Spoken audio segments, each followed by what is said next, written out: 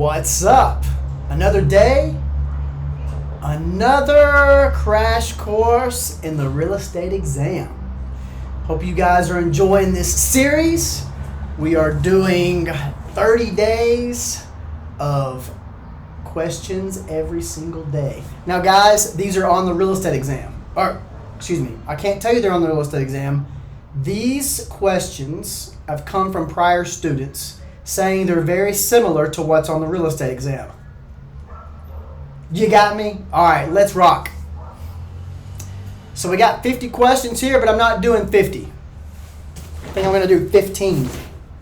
So, let's do it. All right, a huge company enters a small town and employs, misspelling, many workers. As a real estate professional, you determine the house prices will most likely drop, rise, not change, not be affected at all by supply and demand. So if a huge company enters a small town and they're bringing jobs, that's going to be less demand or more demand in that area.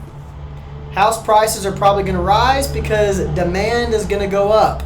So let's see if it's correct. Oh wow. We are shocked. More people employed creates more demand with supply constant. Prices will rise. Ted borrowed $40,000 from a bank to purchase a lot. He paid 4 points to get the loan. The loan contained a 4% prepayment penalty.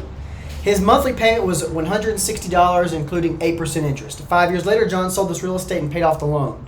If the loan had an average balance of $38,500 during the 5 years, Ted owned the property. What of the bank's gross profit on the loan? So I want you guys to pause it and do the math here. Okay? This is, Gonzalo, stop. Sorry, my dog's barking at somebody. Pause the video and then do the math. All right, I gave you a chance. I'm going to pick one. I'm not doing the math. Oh, I got lucky. All right, there's the math. So pause it if you need to look at the math. We're going to keep rocking. In most market areas, rents are determined by what? Okay, does the apartment association? No. Does the union? No. HUD? No. Supply and demand factors. Okay? That's who determines rent. So if you're in the middle of Manhattan in New York or, in a popular neighborhood in Miami, the rents are higher than if you're in a small town in Oklahoma, right? Come on, guys. A lot of this is common sense. So there you go. An appraiser's narrative appraisal report of a single-family residence probably would contain no reference to which of the following? An appraiser's narrative report. So, think about this. An appraiser is not concerned with your financing, okay? They are talking about the neighborhood, the qualifications, and like the zone map. Those are things that are in a report. I should quit telling you guys before I see the answer because it's possible I get some of these wrong. I don't know every single one. That's why I've got them written down and stored. But a narrative report is the most comprehensive of the three types of reports for appraisals. All right. Fannie Mae performs which of the following?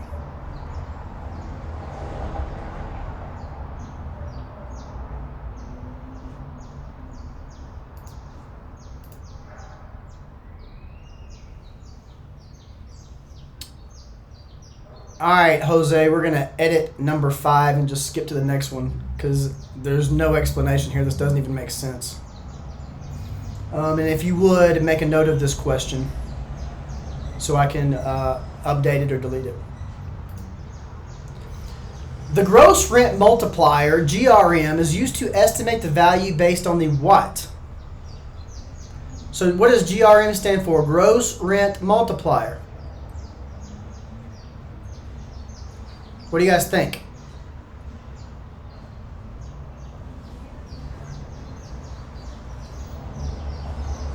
I'm just going to pick a random one. I want you guys to get some of these wrong. If you're getting all these right, you probably don't need my help, to be honest. Value equals gross rent times GRM. GRM is a multiple, a gross rent multiplier. Let me know if you guys need more explanation on GRM.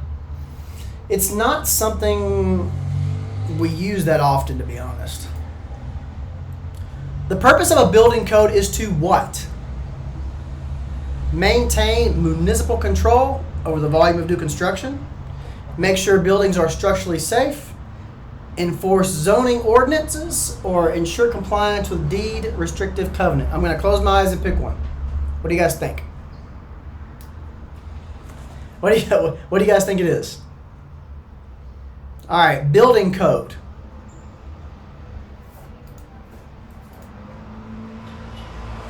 Building codes are used to make sure buildings are structurally sound and safe. Next. Which method would an appraiser most likely use to appraise a newly built apartment building? All right. Is it going to be cost, capitalization, or income, or market? So market is also called the sales comparison approach. So, on a 1-year-old apartment, to be honest, he would use all three. So this is kind of a tricky question. But on the real estate exam, there are tricky questions. So what do we think that they're looking for here? I'm gonna, again, guys, I'm gonna guess on this one because when I was appraising, I would use all three. But apartment buildings generate income. And so the most important appraisal method is always going to be the income approach when you're appraising income generating properties. Now, single family homes are not that. That would be sales comparison approach because they're not generating money, for the most part. Your typical buyer is a homeowner. So I'm going to go with income approach here, although I could make cost approach. So the cost approach,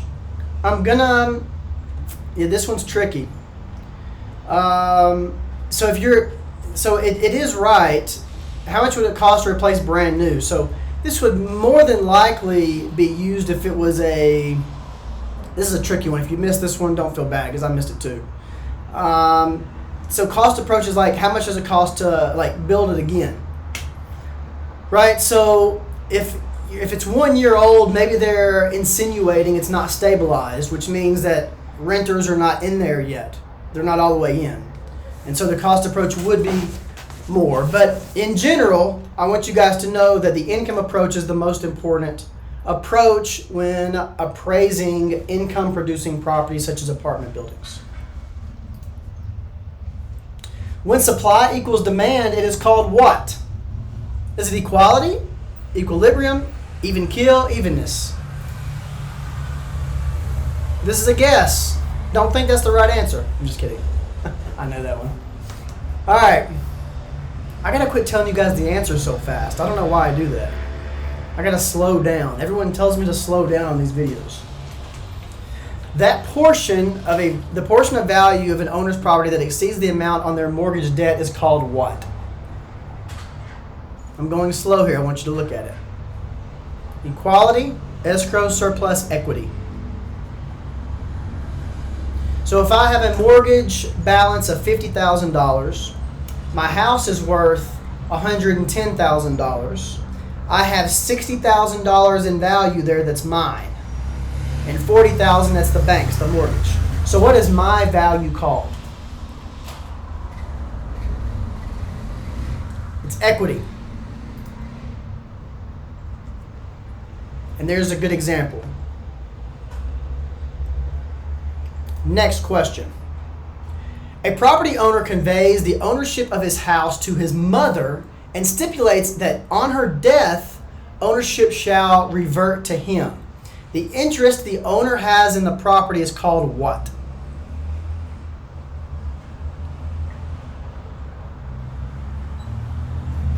All right. So what do you guys think this is?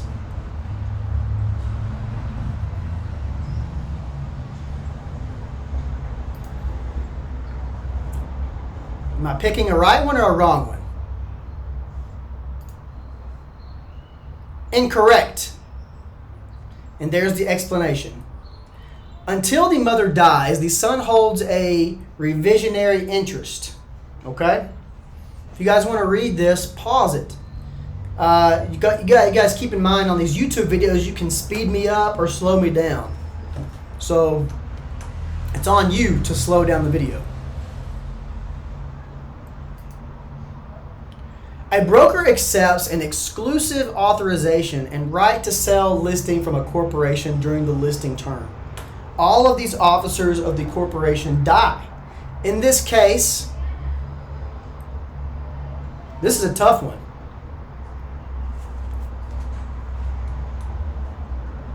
Gonna let you read those for a second.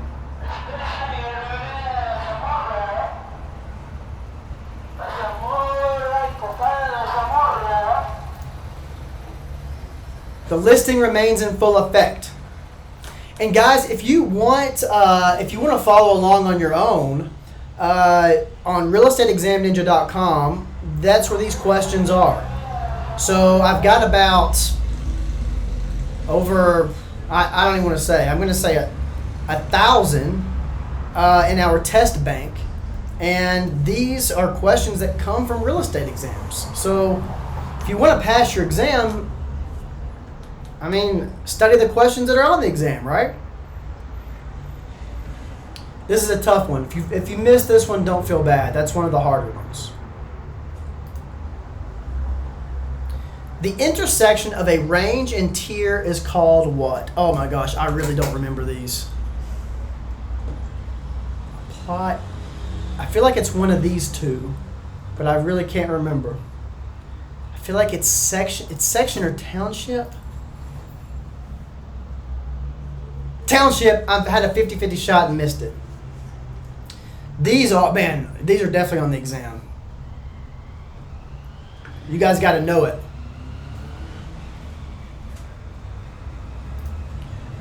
Which of the following is not an example of police power? What do you think? Building codes, zoning, rent control, declaration of restrictions. What do you guys think? All right, I'm going to go here. Wow, I got it right. Did you get it right? Curious. All right. I'm going to do one more question, but make sure you are subscribed to the channel. I'm going to try to do these every single day for you guys. So let's get it popping. Which of the following is not essential to all contracts? In a contract, is mutual consent important? Capable parties, meaning everybody's in their right mind? Does it have to be in writing? You know, that's kind of a tricky question because it's not essential. I'm going to go with it's not writing because I've seen legal arguments that verbal conversations can be considered a contract.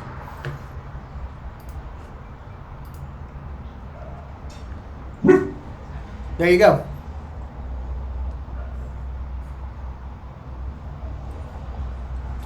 So there's only real estate contracts are required to be in writing. So just real estate. I guess the rest, and that's kind of state specific.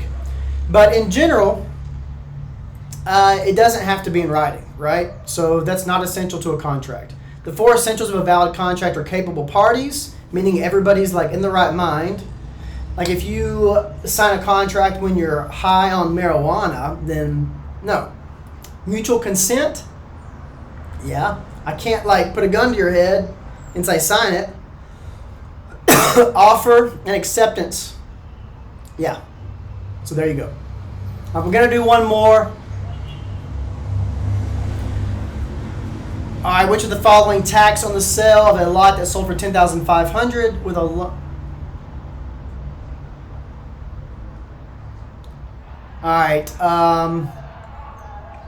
Please delete this one. Please make a note. I need to fix this because this does not include enough information for it to be right. That's one of the things I'm worried about on these. Let's see what this says.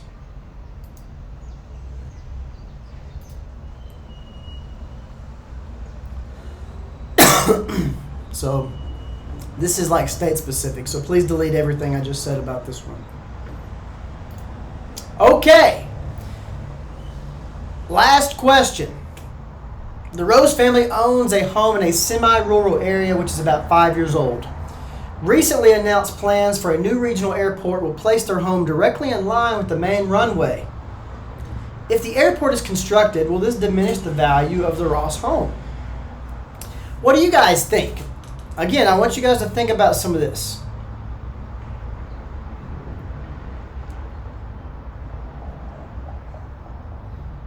Will it diminish the value of the Rose home? So I know, but I'm going to pick a random one.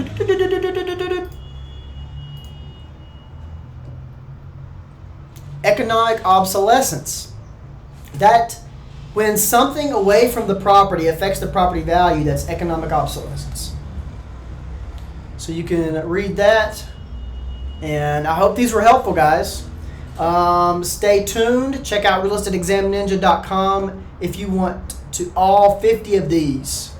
If you want to do them on your own, they're on the website. All right, love you guys. Bye.